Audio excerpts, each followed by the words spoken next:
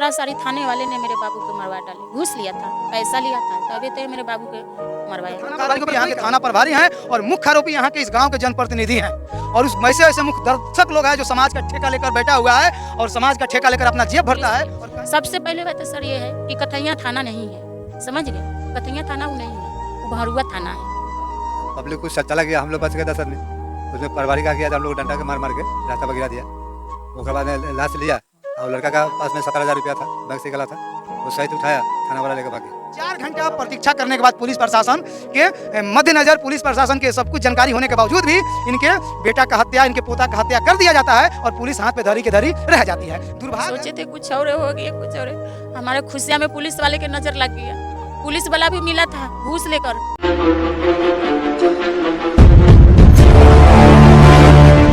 अपराधियों का शहर बिहार यूं कह लें तो एक बहुत ही बड़ा अपराध का खुलासा करने बैठा हूं मैं। 3 दिसंबर को जिस घर से एक बहन की डोली निकलनी थी तो ठीक महज 2 दिन पहले 1 दिसंबर को शाम को जो है भाई का अर्थी निकलता है। मामला काफ़ी गमगीन है और काफ़ी मार्मिक है। इसमें जितना भी इस घटना का निंदा किया जाए कम है, लेकिन इस घटना को किस तरह से अंजाम दिया गया और इसमें पुलिस प्रशासन की क्या रोल रही, इसमें मैं चर्चा करूंगा। अमित नाम का लड़का जो 22 वर्षीय अमित नाम का लड़का था, जो ये हमारे बगल में बैठी जो महिला है इनका पुत्र था। आइए इन्हीं से पहले जानकारी लेते हैं, आगे की जानकारी आपको बाद में हम देंगे। क्या क्या कैसे घटना हुआ था? वो जो वहाँ फाटक है वो दिखाई जो दे रहा है, वहाँ पे आके वो लड़का विशाल बैठा ने लगभग 29 तारीख को 1 बजे वो मेरा छोटा लड़का के बोला कि आप जाओ मम्मी के बुला कर लाओ, तेरा मम्मी से फरिया लेंगे। मेरा छोटा लड़का आके बोल दिया कि मम्मी ऐसे ऐसे बोल रहा है विशाल बैठा कि आपको बुलाया था। हम कहे कि तुम क्या करेगा भाई। इतने पर अपना घर से गए, 2 कट्टर लेकर आए और फांसा और कहा कि निकालो हम उसको गोली मारेंगे। 29 नवंबर को 29 नवंबर को इतने कहकर और मेरे हस्बैंड बांस उस निकाले उसको मारने के लिए। हम लोग लेडीज लोग सबको पकड़ लिए कि घर के में जग है, शादी है, शादी के माहौल तैयारी हो रही थी। नहीं जानते थे कि मेरे बच्चा को क्या हुआ कि वो बस मेरा बच्चा हम तले उस दिन मेरे बउआ के आया 1 घंटा पहले, माँ और बेटे दोनों गए बैंक से पैसा ले आए और उसके बाद में सब काम कर मेरे बउआ आए 29 नवंबर के। अब फिर क्या किया कि चल गया। फिर 2 दिन बाद क्या हुआ कि ये हाल हम सारी लोग जानते थे कि हाँ मैंने 3 दिन पहले वो कट्टर लहरा कर गया। हम लोग के मालूम नहीं था, हम लोग कहे कि वो मारे उड़े धीराए धमका दी, वो डर गया चला गया होगा। इससे वाले कि 1 तारीख को हमारे बुआ के नाम कहा हुआ कि 5 बजे ठिकाना बाजार पर बुआ हमारे नाश्ता के लिए कहने गया उसको कि नाश्ता पैक आदि कर दे जीने के लिए। अब इतने पर वहाँ मेरे बुआ नाश्ता करने बैठा, आगे वो मेरे बुआ के पीछे से गोली मार दिया। अब ये इससे पहले गोली मारने से पहले 4 घंटा पहले मैं पुलिस वाले के पास मदद के लिए गए उससे मांगने गए पुलिस से। सबसे पहले बात सर ये है कि कथैया थाना नहीं है, समझ गए? कथैया थाना वो नहीं है, वो भरुआ थाना है। कथैया थाना नहीं है भरुआ, वहाँ जो है ना दलाल पर दलाल बैठा हुआ है। क्यों आप बोल रहे हैं थाना को क्यों दोषी? ऐसे बोलेंगे ना, ऐसे 3 दिन पहले तो पहले मैं उसको वीडियो दिखाए कथैया थाना, वीडियो दिखाए कथैया थाना में निशान कौन सा वीडियो दिखाया? मेरे बउआ के दोस्त है कट्टा जो लहराया उसका वीडियो दिखाई कथैया थाना में। जो 29 नवंबर को उसने कट्टा दिखाया लहराया, जो बोला कि अपने लड़के को भेजो, वो वीडियो आपने दिखा दिया था घटना के पहले? हाँ घटना से पहले थाना में दिखा दिया था आपने? थाना में दिखाए, थाना वाला कोई हमको सपोर्ट नहीं दिए। क्या बोला थाना पर? थाना वाला यही बोला, ये थाना वाला कहे कि जाइए आएंगे हम खुद, नहीं आया। फिर बउआ मरने 1 तारीख के दिन मरने से पहले 4 घंटा पहले हम बउआ निवेदन देवे फिर गया। मेरे जब बउआ मर गया वो निशांत अपना दोस्त के साथ में और एक मेरे ससुर गए और बोले कि भाई आप पकड़ लीजिए उसके सर, नहीं तो कोई गारंटी नहीं कि इसको कब गोली मार देगा, समझ गए?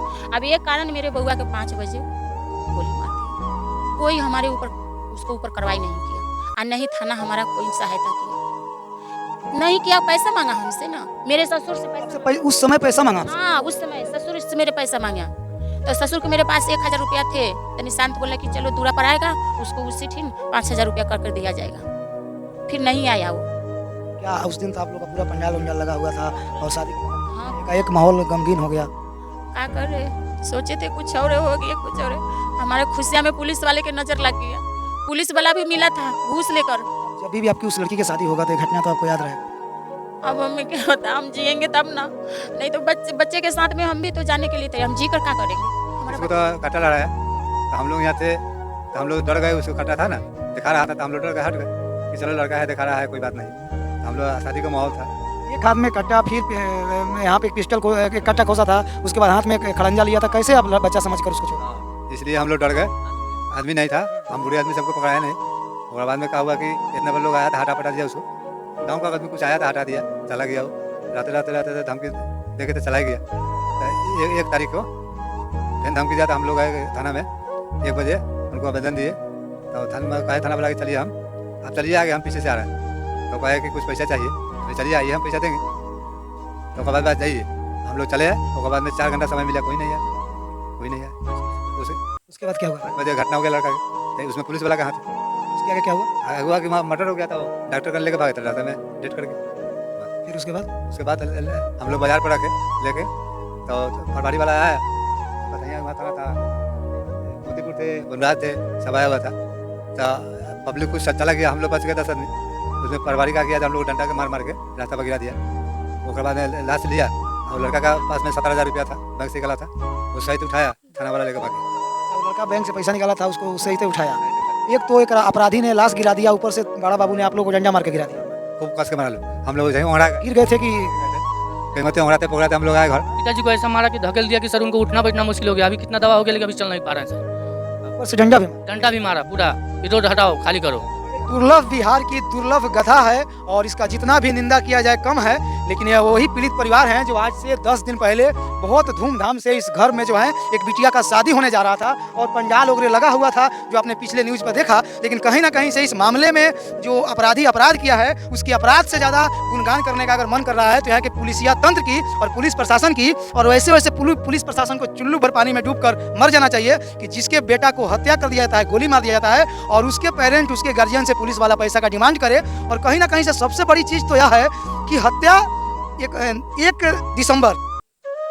1 दिसंबर को हत्या शाम को 5 बजे होती है और 1 बजे करीब में पुलिस भी इस चीज को एक्सेप्ट कर रही है कि मैंने आवेदन एक्सेप्ट कर लिया था इनका। और उससे पहले इनको कुछ वीडियो फुटेज भी दे दिया गया था, जो वीडियो फुटेज उस तरह का वीडियो फुटेज कहीं भी अगर कहीं सुनसान जगह पे भी कोई अपराधी मिल जाता है तो उसको पुलिस चाक चौबंद होकर पकड़कर हिरासत में लेती है विदाउट आवेदन की। लेकिन यहाँ पे ऐसा कुछ नहीं हुआ, सब कुछ ये लोगों ने बता दिया, ये लोगों ने वीडियो तक भेज दिया, आवेदन तक दे दिया और आखिरी इन्होंने 1 बजे आवेदन सबमिट किया और 4 घंटा प्रतीक्षा करने के बाद पुलिस प्रशासन के मद्देनजर, पुलिस प्रशासन के सब कुछ जानकारी होने के बावजूद भी इनके बेटा का हत्या, इनके पोता का हत्या कर दिया जाता है और पुलिस हाथ पे धरी के धरी रह जाती है। दुर्भाग्य है, कितना निंदा किया जाए और इस पुलिस प्रशासन को कौन सा अवार्ड से सम्मानित किया जाए और कितना निंदा किया जाए, शायद मेरे पास शब्द नहीं है। लेकिन कहीं ना कहीं से बिहार पुलिसिया का तंत्र है और माननीय हमारे यहाँ पे एसएसपी जयंत कांत सर हैं, जिसके नाम से जो है अपराधी के साथ साथ बहुत सारे लोग भी शायद हिल जाते हैं। लेकिन आप देख सकते हैं कि एक अपराधी आखिर एक गांव में, खुले गांव में किस तरह से कट्टा लहरा रहा है। आप स्क्रीन पे देख सकते हैं बगल में कि किस तरह से कट्टा लहरा रहा है,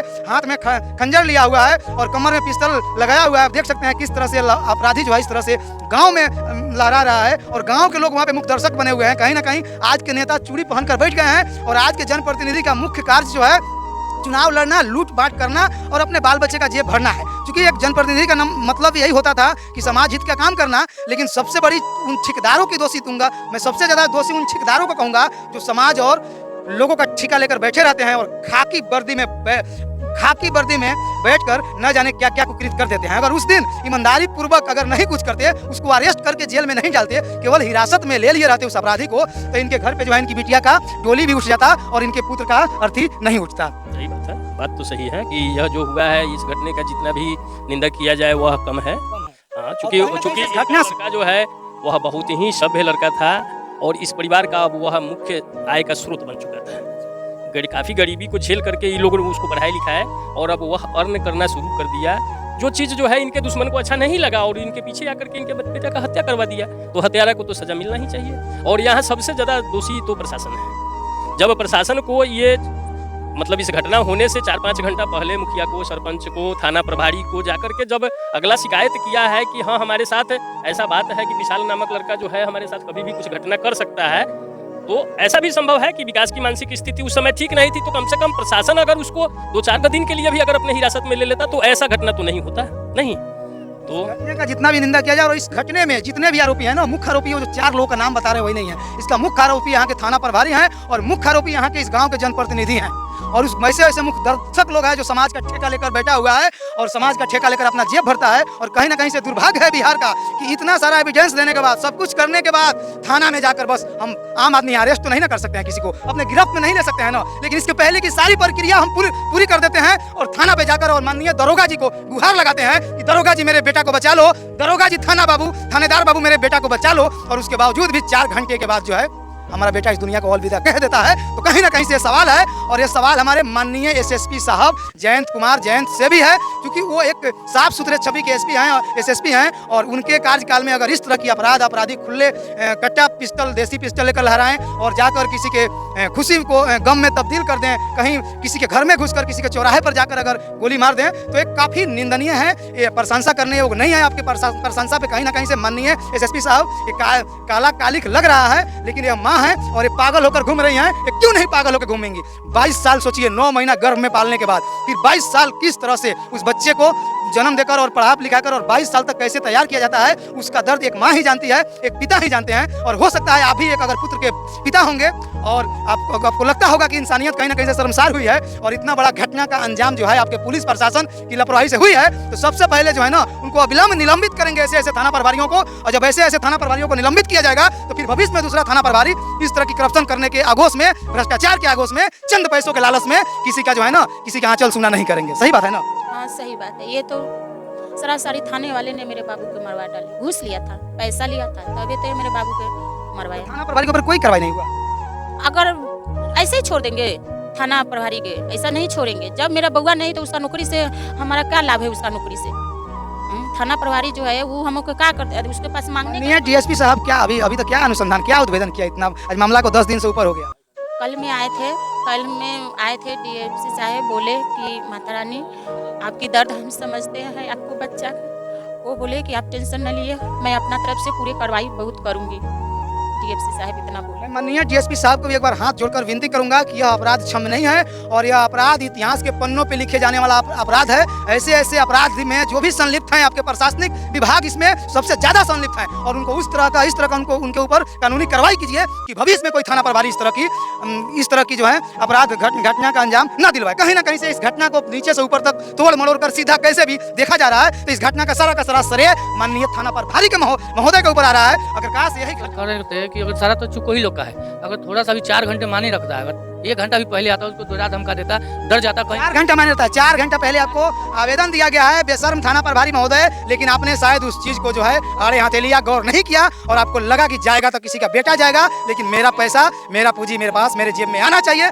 फर्क नहीं पड़ता है, क्योंकि आप लोग कसाई का एक रूप ले लिए हैं और आप लोग कसाई हो गए हैं। जो कसाई हजारों बकरी खोसी को काट देता है, लेकिन उसको थोड़ा भी उसके अंदर मरम नहीं रहता है। और कहीं ना कहीं से इसी तरह की विचार और आप लोग की हो गई है, जिसके कारण जो है बिहार की ये दशा और दिशा बन रही है। बाकी हम लोकतंत्र के चौथे स्तंभ में बहुत कुछ कहने का अधिकार मुझे नहीं है, लेकिन इस तरह की कुकृत घटिया किरित करने की भी अधिकार आपको कौन देता है? यह सवाल आपसे है। अगर आपको 4 घंटा पहले आवेदन आपके थाना में गया तो अपने लड़का को क्यों नहीं बचाया?